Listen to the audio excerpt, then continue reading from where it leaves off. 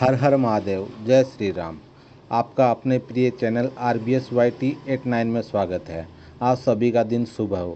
प्रिय श्रोताओं, यदि आपको कोई सुझाव या प्रश्न हो तो कृपा करके कमेंट बॉक्स में लिखें। आपके विचार हमारे लिए प्रेरणा है। तो आइए शुरू करते हैं आज का ये पावन वीडियो। आज आषाढ़ मास के कृष्ण पक्ष का नवा दिन है। आज दिनांक है 20 जून और दिन है शुक्रवार। आज नवमी तिथि सुबह 9:49 तक रहेगी और बाद में दशमी तिथि प्रारंभ हो जाएगी। आज रेवती नक्षत्र रात 9:45 तक रहेगा। बाद में अश्विनी नक्षत्र प्रारंभ हो जाएगा। राहु काल सुबह 10:30 से दोपहर 12 बजे तक और आज सूर्योदय का समय रहेगा सुबह 5:45 और सूर्यास्त होगा शाम 7:01 पर। प्रिय श्रोताओं, आज कथा का नवा दिन है और आज की कथा आत्मबल और धैर्य का संदेश लेकर आई है। जीवन कभी भी एक सीध में नहीं चलता, लेकिन अगर ईश्वर की कृपा हो तो हर मोड़ सुंदर बन जाता है। आज हम प्रार्थना करते हैं, हे मां दुर्गे, आप हमारे भीतर शक्ति जागृत करें। हमारे हर डर को हरे और हर असत्य से हमें लड़ने का साहस दें। आपकी कृपा से आज की कथा हमारे जीवन में नया उत्साह लेकर आए। अब सुनिए आज की कथाएं। श्री ब्रह्मा जी कहते हैं, इसके आगे पौलत्स्य नामक तीर्थ है जो मनुष्यों को सभी प्रकार की सिद्धि देने वाला है। अब मैं उसके प्रभाव का वर्णन करता हूँ। ध्यानपूर्वक सुनो। वह छिने हुए राज्य की भी प्राप्ति कराता है। विश्ववान मुनि के ज्येष्ठ पुत्र कुबेर जो रिद्धि सिद्धि से संपन्न और उत्तर दिशा के स्वामी हैं, पहले लंका के राजा थे। उनके सौतेले भाई रावण, कुंभकर्ण और विभीषण बड़े बलवान थे। हालांकि वे भी विश्रवा के ही पुत्र थे। फिर भी राक्षस पुत्री कैकसी के गर्भ से उत्पन्न होने के कारण राक्षस कहलाते थे। वे तीनों भाई तपस्या करने के लिए वन में गए। वहां उन्होंने बड़ी भारी तपस्या की और मुझसे वरदान प्राप्त कर लिया। फिर अपने मामा मारीच के और नाना तथा माता के कहने से रावण ने कुबेर से लंका की राजधानी अपने लिए मांग ली। इस बात को लेकर दोनों भाइयों में बड़ी भारी शत्रुता हो गई। फिर तो देवताओं और दानवों में भयंकर युद्ध हुआ। रावण ने अपने बड़े भाई कुबेर को युद्ध में हराकर पुष्पक विमान और लंकापुरी पर अधिकार जमा लिया और तीनों लोकों में यह घोषणा कर दी कि जो मेरे भाई को आश्रय देगा वह मेरे हाथ से मारा जाएगा। इस तरह कुबेर को कहीं आश्रय नहीं मिला। तब वे अपने पितामह पुलत के पास गए और उन्हें प्रणाम करके हाथ जोड़कर विनीत भाव से बोले कि मेरे दुष्ट भ्राता ने मुझे लंका से निकाल दिया है। पिताश्री, अब आप बताइए मैं क्या करूं? अब मेरे लिए दैव अथवा तीर्थ ही आश्रय शरण है। पौत्र की यह बात सुनकर पुलस ने कहा, पुत्र, तुम गौतमी गंगा में जाकर भगवान शंकर की स्तुति करो। वहां गंगा के जल में रावण का प्रवेश नहीं हो सकता। अतः मेरे साथ वहीं चलकर कल्याणमय सिद्धि प्राप्त करो। तब कुबेर ने बहुत अच्छा कहकर उनकी आज्ञा सहज स्वीकार कर ली और पत्नी, माता पिता तथा वृद्ध महर्षि पुलस के साथ गौतमी गंगा के तट पर चले गए। वहां गंगा जी में स्नान करके पवित्र होकर कुबेर भोग मोक्ष के दाता देव देवेश्वर भगवान शिव की स्तुति करने लगे। इस प्रकार की, हे शंभु, आप ही इस चराचर जगत के स्वामी हैं, दूसरा कोई नहीं। जो लोग भी आपकी अवहेलना करके मोहवश दृष्टता करते हैं, वे शोक के ही योग्य हैं।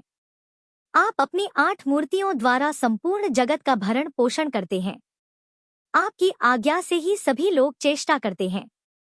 फिर भी विद्वान पुरुष ही आपकी महिमा को सब कुछ जान पाते हैं। अज्ञानी पुरुष आप पुरातन प्रभु को कभी नहीं जान सकता। एक दिन जगदम्बा पार्वती ने अपने शरीर के मैल से एक पुतला बनाकर रख दिया और परिहास में आपसे कहा कि देव, यह आपका शूरवीर पुत्र है। उस पर आपकी कृपा दृष्टि हुई और वह विघ्नों का राजा गणेश बन गया। अहो, महेश्वर की दृष्टि का कितना अद्भुत प्रभाव है। जब कामदेव भस्म हो गया और रति उसके लिए विलाप करने लगी, तब दयामयी माता पार्वती ने आंसू बहाते हुए आपकी ओर देखकर कहा, भगवान, इन बेचारों का दाम्पत्य सुख छिन गया। तब आपने उस पर भी कृपा की। अगर आप रथ और कामदेव का और जब भगवान महादेव ने कामदेव को भस्म किया था उसका वृतांत सुनना चाहते हैं विस्तारपूर्वक, तो मैं आपको विश्वास दिलाती हूँ कि शिव महापुराण की कथा जो पार्वती खंड है उसे आप जरूर सुनिएगा, जो हमारे दूसरे चैनल पर है। आप शायद कहीं भी इन कथाओं को इतने विस्तारपूर्वक कहीं नहीं सुन सकते हैं जितनी खूबसूरती से वर्णन भगवान शिव और देवी पार्वती के विवाह का किया गया है। तो जब विवाह हो रहा था तो उस समय भगवान शिव को बहुत ही प्रसन्न देखकर, एक सुयोग अवसर देखकर देवी पार्वती ने भस्म कामदेव को पुनर्जीवन दिलवाया था। बहुत खूबसूरत शब्दों में वृतांत का वर्णन किया गया है। मैं आपको फिर से कहती हूँ कि आप शिव महापुराण को चाहे तो आप मेरे चैनल पर या कहीं पर भी विस्तारपूर्वक जरूर सुनिएगा। अगर आपको पुराणों की कथाएं सुनना पसंद है तो देवी पार्वती ने कामदेव को भी पुनर्जीवन दिलवाया। कामदेव मनोभव हो गया और वह रति की मनुभूमि में प्रकट हो गया। इस प्रकार उमा सहित महादेव जी की कृपा से रति ने पूर्ण सौभाग्य प्राप्त किया। इस प्रकार स्तुति करने पर भगवान शंकर कुबेर के सामने प्रकट हुए। उन्होंने कुबेर से वर मांगने के लिए कहा, किंतु हर्षातिरेक के कारण कुबेर के मुख से कोई बात ही नहीं निकली। उसी समय आकाशवाणी हुई। उसने मानोपुल से विश्रवा और कुबेर के हार्दिक अभिप्राय को जानकर यह कल्याणमय वचन कहा, भगवान, यह लोग धन का प्रभुत्व प्राप्त करना चाहते हैं। इनके लिए भविष्य भूत सा बन जाए। जिस वस्तु को यह किसी के लिए देना चाहे वह दी हुई के समान हो जाए, तथा जो वस्तु यह स्वयं प्राप्त करना चाहे वह पहले ही इनके सामने प्रस्तुत हो जाए। यह भगवान शंकर की आराधना करके इस बात की अभिलाषा रखते हैं कि हमारे शत्रु परास्त हो, दुख दूर हो जाए, दिक्पाल का पद प्राप्त हो, धन का प्रभुत्व मिले, अपरिमित दान शक्ति हो, साथ ही स्त्री और पुत्र का सुख भी बना रहे। कुबेर ने वह आकाशवाणी सुनकर त्रिशूलधारी भगवान शंकर से कहा, देव ऐसा ही हो। तब तथास्तु कहकर शिव ने उस देवी वाणी का अनुमोदन किया। इस प्रकार पुलद से विश्रवा और कुबेर का वरदान से अभिनंदन करके भगवान शिव अंतर्ध्य हो गए। तब से उस तीर्थ के 3 नाम पड़े, पौलत्स्य तीर्थ, धनत तीर्थ और वैष्णव तीर्थ। वह समस्त कामनाओं को देने वाला शुभ तीर्थ है। वह स्नान आदि जो कुछ भी पुण्य कर्म किया जाता है वह अधिक पुण्यदायक होता है। पौलत्स्य तीर्थ के बाद अग्नि तीर्थ है। वह सब यज्ञों का फल देने वाला और समस्त विघ्नों को शांत करने वाला है। अब उस तीर्थ का फल भी सुनो। अग्नि के भाई जात वेदा हैं, जो देवताओं के पास भविष्य पहुंचाया करते हैं। एक दिन की बात है, गोदावरी के तट पर ऋषियों के यज्ञ मंडप में यज्ञ हो रहा था। अग्नि के प्रिय भाई जात वेदा देवताओं के हविष्य का वहन कर रहे थे। उसी समय दति के बलवान पुत्र मधु ने प्रधान ऋषियों और देवताओं के देखते देखते जात वेदा को मार डाला। उनके मरने पर देवताओं को भविष्य मिलना बंद हो गया। इधर अपने प्रिय भाई जात वेदा के मारे जाने से अग्नि को बड़ा क्रोध हुआ। वे गौतमी गंगा के जल में समा गए। अग्नि के जल में प्रवेश करने पर देवता और मनुष्य जीवन का त्याग करने लगे, क्योंकि अग्नि ही उनका जीवन है। अग्निदेव अब जहां जल में प्रविष्ट हुए थे उस स्थान पर संपूर्ण देवता, ऋषि और पितर आए और यह सोचकर कि बिना अग्नि के हम जीवित नहीं रह सकते, उनकी स्तुति करने लगे। इतने में ही जल के भीतर उन्हें अग्नि का दर्शन हुआ। उन्हें देखकर देवता गण बोले, हे अग्नि, आप भविष्य के द्वारा देवताओं को श्राद्ध से पितरों को तथा अन्न को पचाने और बीज को गलाने आदि के द्वारा मनुष्य को जीवित कीजिए। अग्नि ने उत्तर दिया, मेरा छोटा भाई जो इस कार्य में समर्थ था चला गया। आप लोगों का काम करने में जात वेदा की जो गति हुई है वह मेरी भी हो सकती है। अतः मुझे आप लोगों के कार्य साधन में कोई उत्साह नहीं है। तब देवताओं और ऋषियों ने सभी प्रकार से अग्नि की प्रार्थना करते हुए कहा, है हव्यवाहन, हम लोग आपको आयु कर्म करने में उत्साह और सर्वत्र व्यापक होने की शक्ति प्रदान करते हैं, साथ ही प्रयाज और अनुयाज भी देंगे। देवताओं के आप ही श्रेष्ठ मुख होंगे। पहली आहुतियां आपको ही मिलेंगी। आप जो भी द्रव्य हमें देंगे वही हम भोजन करेंगे। इस आश्वासन से अग्निदेव प्रसन्न हो गए। उन्हें इस लोक और परलोक में व्यापक रहने की शक्ति प्राप्त हुई और वे सर्वत्र निर्भय हो गए।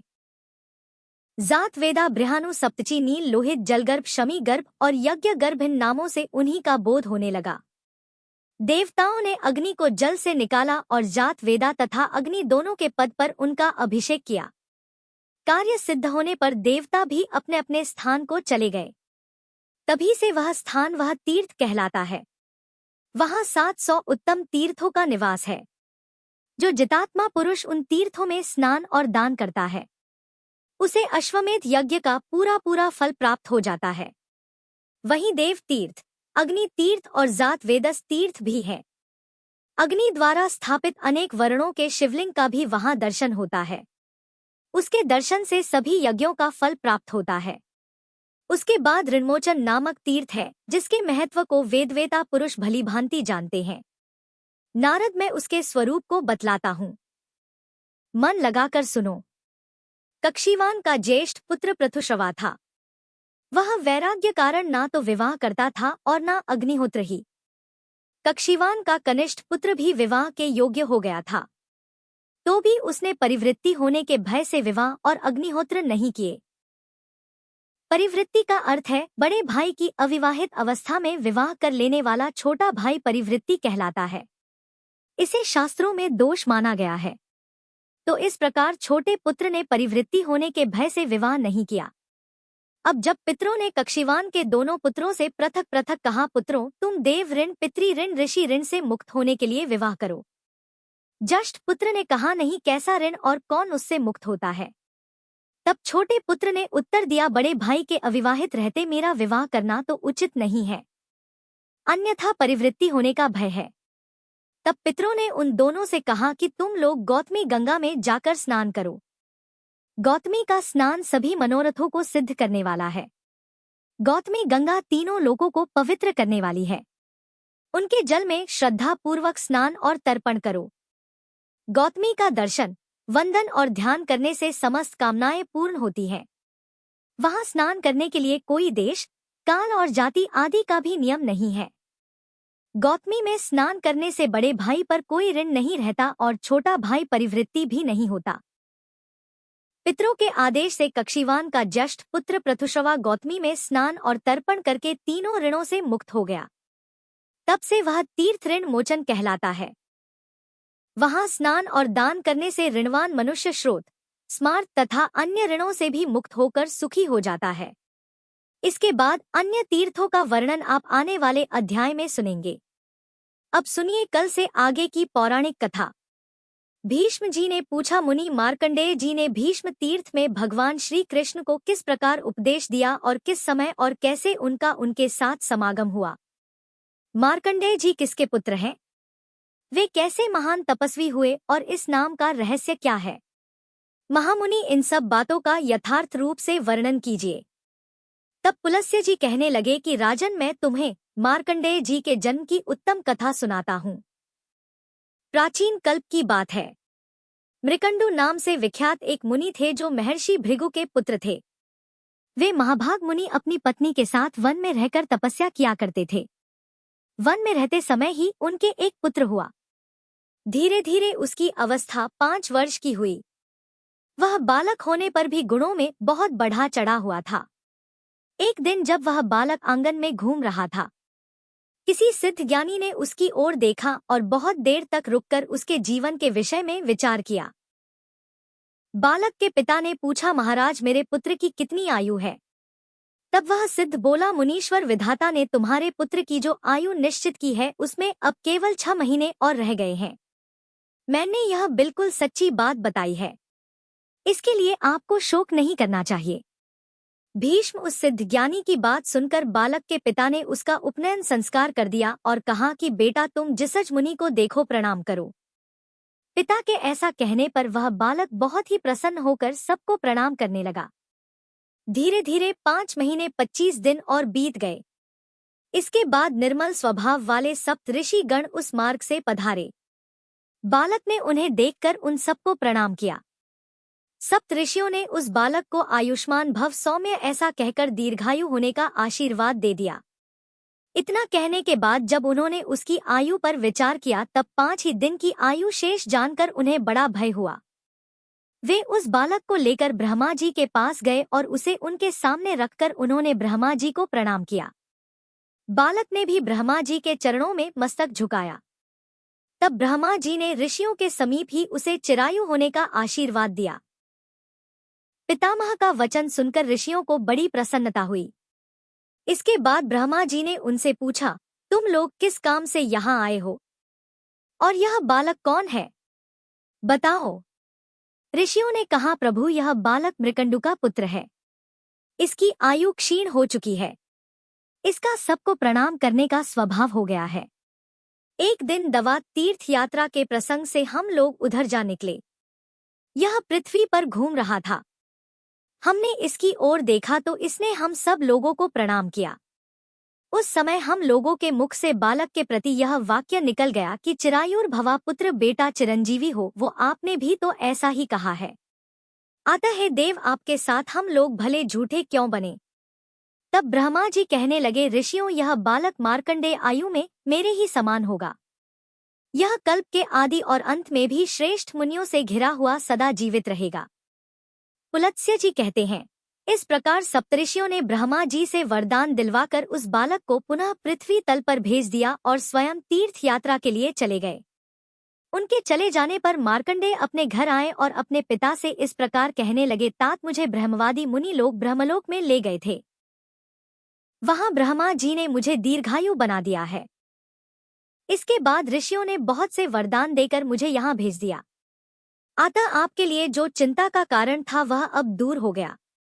मैं लोककर्ता ब्रह्मा जी की कृपा से कल्प के आदि और अंत में और आगे आने वाले कल्प में भी जीवित रहूंगा। इस पृथ्वी पर पुष्कर तीर्थ ब्रह्मलोक के समान है पिताजी, इसलिए अब मैं वहां जाऊंगा। मार्कंडेय जी के वचन सुनकर मुनि श्रेष्ठ मृकंड को बड़ी प्रसन्नता हुई।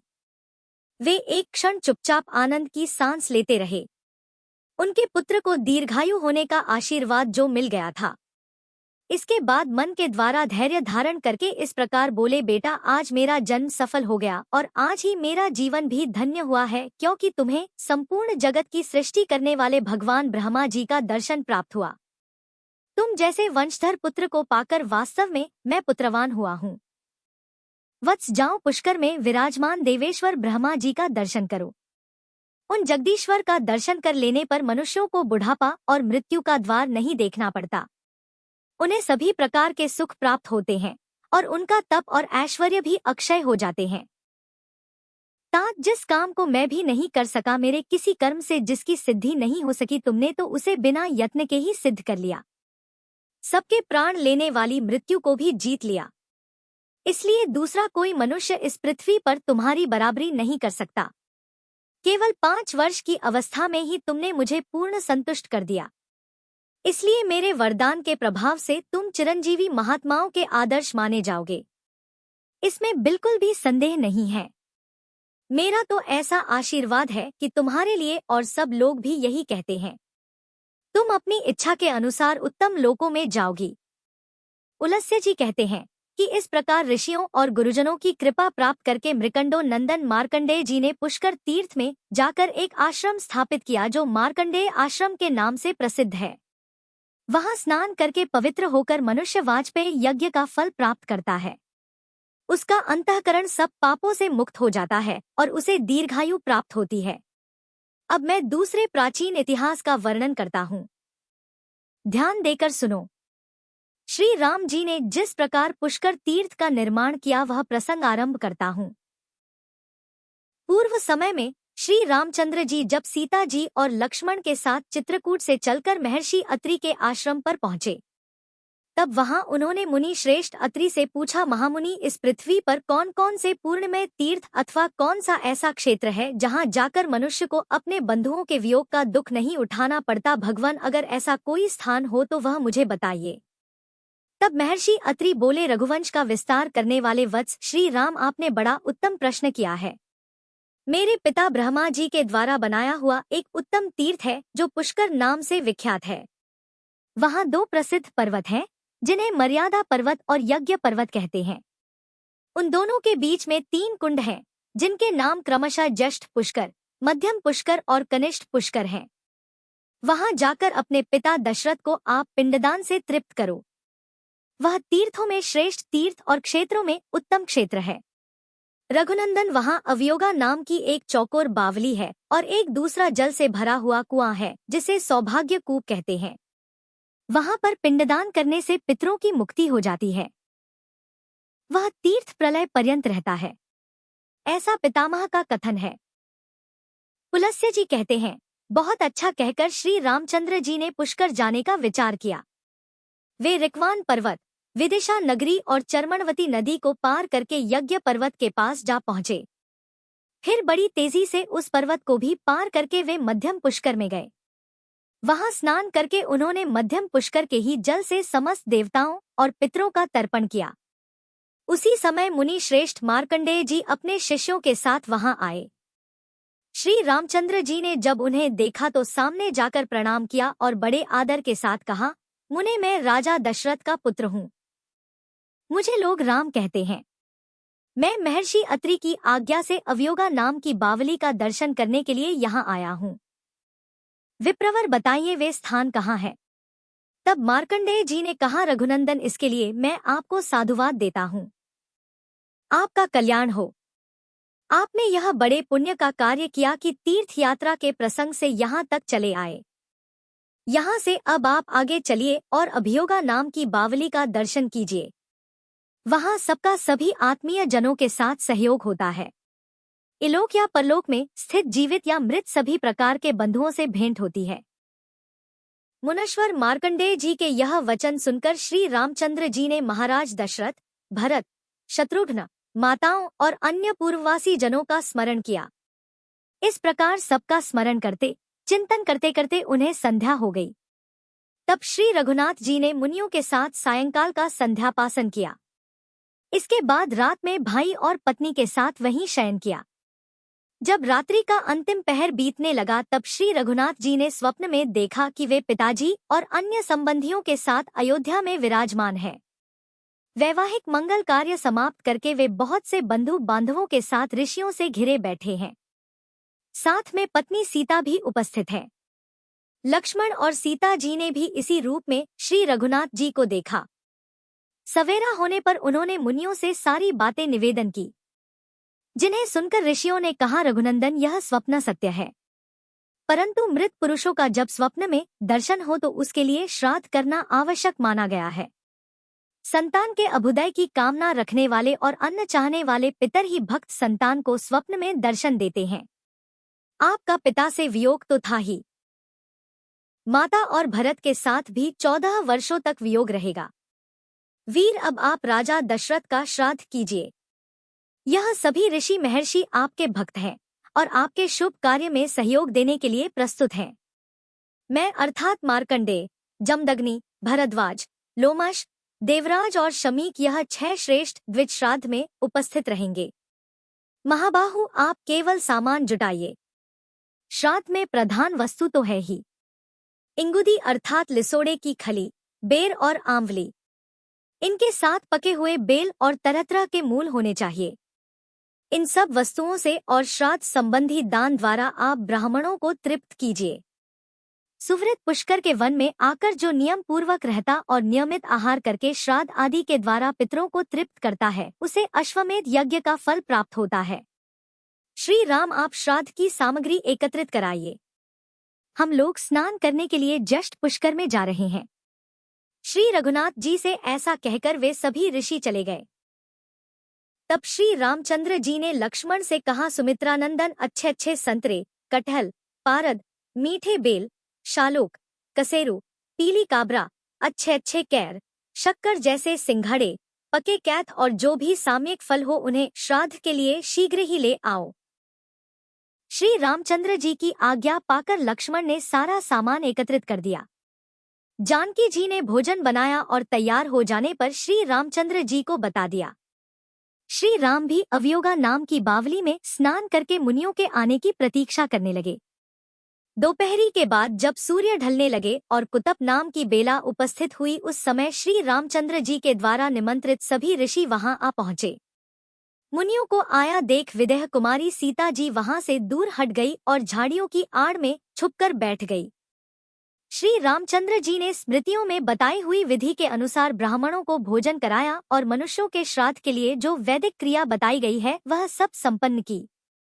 फिर वैश्यदेव करके पुराणोक्त विधि का भी पालन किया। ब्राह्मणों के भोजन कर चुकने पर क्रमशः पिंड देने के बाद ब्राह्मणों को विदा किया। उनके चले जाने पर श्री रामचंद्र जी ने अपनी प्रिया सीता जी से कहा, प्रिय, यहाँ आए हुए मुनियों को देखकर तुम छिप क्यों गई? इसका कारण मुझे जल्दी बताओ। तब सीता जी बोली, नाथ मैंने जो आश्चर्य देखा उसे बताती हूँ। सुनिए। आपके द्वारा नामोण करते ही स्वर्गीय महाराज यहाँ आकर उपस्थित हो गए। उनके साथ उन्हीं के समान रूपरेखा वाले दो पुरुष और आए थे जो सब प्रकार के आभूषण धारण किए हुए थे। वे तीनों ही ब्राह्मणों के शरीर से सटे हुए थे। रघुनंदन, ब्राह्मणों के अंगों में मुझे पितरों के दर्शन हुए। उन्हें देखकर मैं लज्जा के मारे आपके पास से हट गई। इसलिए आपने अकेले ही ब्राह्मणों को भोजन कराया और विधि पूर्वक श्राद्ध की क्रिया भी संपन्न की। भला मैं स्वर्गीय महाराज के सामने कैसे खड़ी होती? यह आपसे मैंने सच्ची बात बताई है। पुलस जी कहते हैं, यह सुनकर श्री रघुनाथ जी बड़े प्रसन्न हुए और प्रिय वचन बोलने वाली प्रियतमा सीता जी को बड़े आदर के साथ हृदय से लगा लिया। इसके बाद श्री राम और लक्ष्मण जी दोनों वीरों ने भोजन किया। उनके बाद जानकी जी ने स्वयं ही भोजन किया। इस प्रकार दोनों भाई श्री राम और लक्ष्मण और सीता जी ने वह रात वहीं बिताई। अगले दिन सूर्योदय होने पर सबने वहां से जाने का निश्चय किया। श्री रामचंद्र जी पश्चिम की ओर चले और एक कोस चलकर जस्ट पुष्कर के पास जा पहुंचे। श्री रघुनाथ जी जैसे ही जाकर पुष्कर के पूर्व में खड़े हुए, तुरंत ही उन्हें देवदूत के कहे हुए यह वचन सुनाई दिए, रघुनंदन, आपका कल्याण हो। यह तीर्थ अत्यंत दुर्लभ है। वीरवर, इस स्थान पर कुछ समय तक निवास कीजिए, क्योंकि आपको देवताओं का कार्य सिद्ध करना, देव शत्रुओं का वध करना है। यह सुनकर श्री राम जी के मन में बड़ी प्रसन्नता हुई। उन्होंने लक्ष्मण से कहा, लक्ष्मण, देवाधिदेव ब्रह्मा जी ने हम लोगों पर अनुग्रह किया है। अतः मैं यहाँ आश्रम बनाकर 1 मास तक रहना और शरीर की शुद्धि करने वाले उत्तम व्रत का आचरण करना चाहता हूँ। तब लक्ष्मण ने बहुत अच्छा कहकर उनकी बात को स्वीकार कर लिया। इसके बाद वहां अपना व्रत पूर्ण करके वे दोनों भाई चले और पुष्कर क्षेत्र की सीमा मर्यादा पर्वत के पास जा पहुंचे। वहां देवताओं के स्वामी पिनाकधारी देवदेव महादेव जी का स्थान था। वे वहां अजगंध के नाम से प्रसिद्ध थे। श्री रामचंद्र जी ने वहां जाकर त्रिनेत्रधारी भगवान उमानाथ को साष्टांग प्रणाम किया। उनके दर्शन से श्री रघुनाथ जी के श्री विग्रह में रोमांच आया और वे सात्विक भाव में स्थित हो गए। उन्होंने देवेश्वर भगवान श्री शिव को ही जगत का कारण समझा और विनम्र भाव से स्थित होकर उनकी स्तुति करने लगे।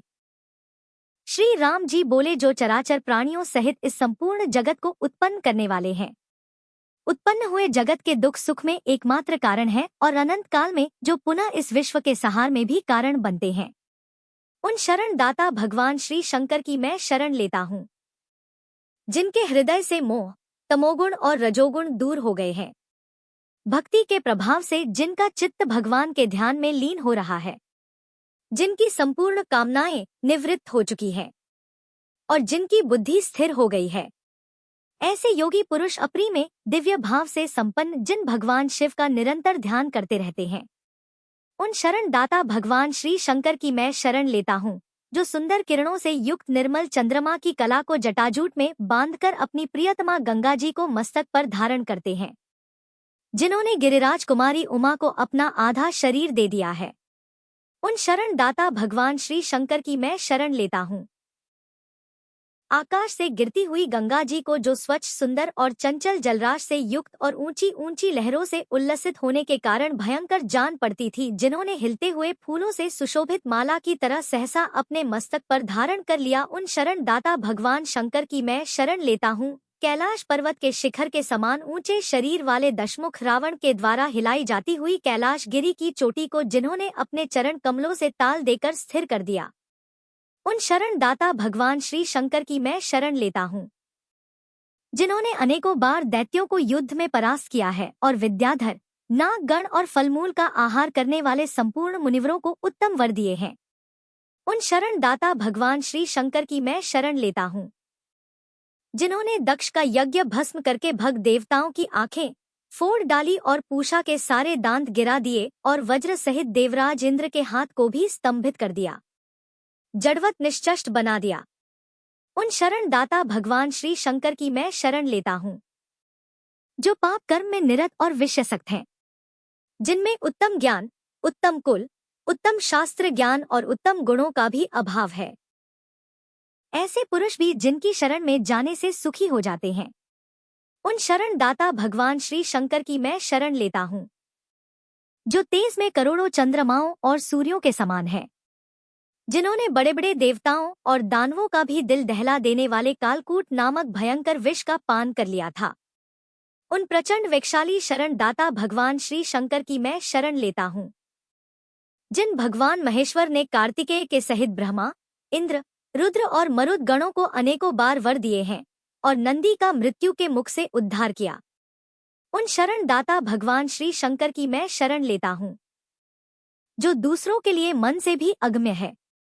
महर्षि भृगु ने हिमालय पर्वत के निकुंज में होम का धुआं पीकर कठोर तपस्या के द्वारा जिनकी आराधना की थी और जिन महात्मा ने भृगु को उनकी तपस्या से प्रसन्न होकर संजीवनी विद्या प्रदान की, उन शरण दाता भगवान श्री शंकर की मैं शरण लेता हूँ। हाथी और बिल्ली आदि की सी मुखाकृति वाले और दक्ष यज्ञ का विनाश करने वाले नाना प्रकार के महाबली गणों द्वारा जिनकी निरंतर पूजा होती रहती है और लोकपालों सहित देवक भी जिनकी आराधना किया करते हैं, उन शरण दाता भगवान श्री शंकर की मैं शरण लेता हूँ।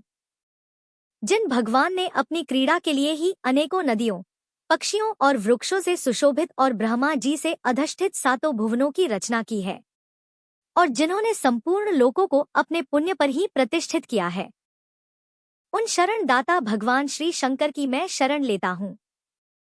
यह संपूर्ण विश्व सदा ही जिनकी आज्ञा के अधीन है, जो जल, अग्नि, यजमान, सूर्य, चंद्रमा, आकाश, वायु और प्रकृति इन 8 विग्रहों से समस्त लोकों का उपभोग करते हैं और जो बड़े से बड़े कारण तत्वों के भी महाकारण हैं, उन शरण दाता भगवान श्री शंकर की मैं शरण लेता हूँ।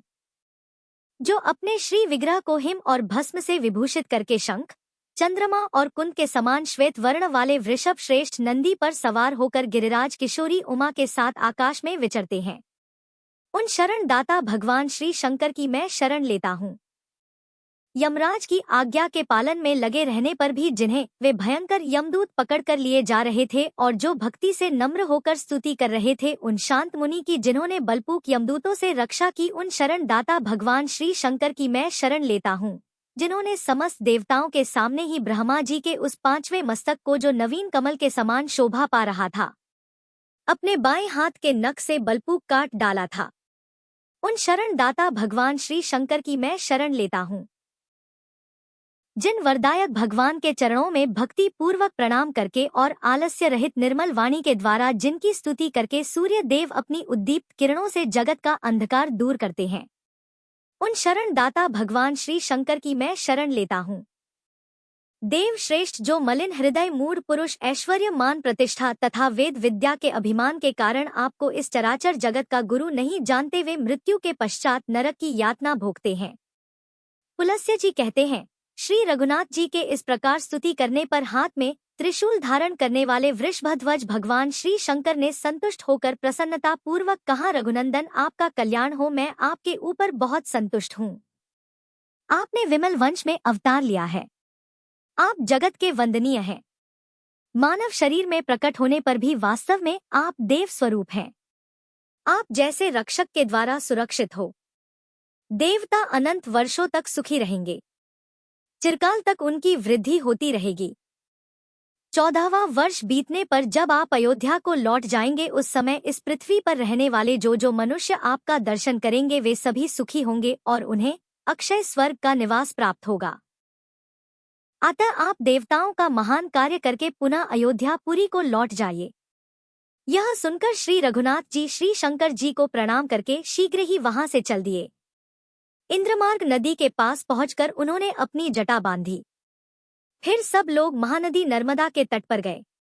वहां श्री रामचंद्र जी ने लक्ष्मण और सीता जी के साथ स्नान किया। इसके बाद नर्मदा के जल से देवताओं और अपने पितरों का तर्पण किया और फिर उन दोनों भाइयों ने एकाग्र मन से भगवान सूर्य और अन्य देवताओं को बारंबार मस्तक झुकाया। जैसे भगवान श्री शंकर पार्वती और कार्तिकेय के साथ स्नान करके शोभा पाते हैं, ठीक उसी प्रकार सीता जी और लक्ष्मण के साथ नर्मदा में स्नान कर श्री राम जी भी सुशोभित हुए। हरे कृष्णा। हरे कृष्णा। इसके बाद जो कुछ भी हुआ उसका वृत्तांत आप सभी अगले अध्याय में जरूर सुनिएगा। यह था आज का वीडियो। अगर वीडियो आपको पसंद आया हो लाइक ज़रूर करिएगा और कमेंट बॉक्स में जय श्री हरि लिखिएगा। धन्यवाद।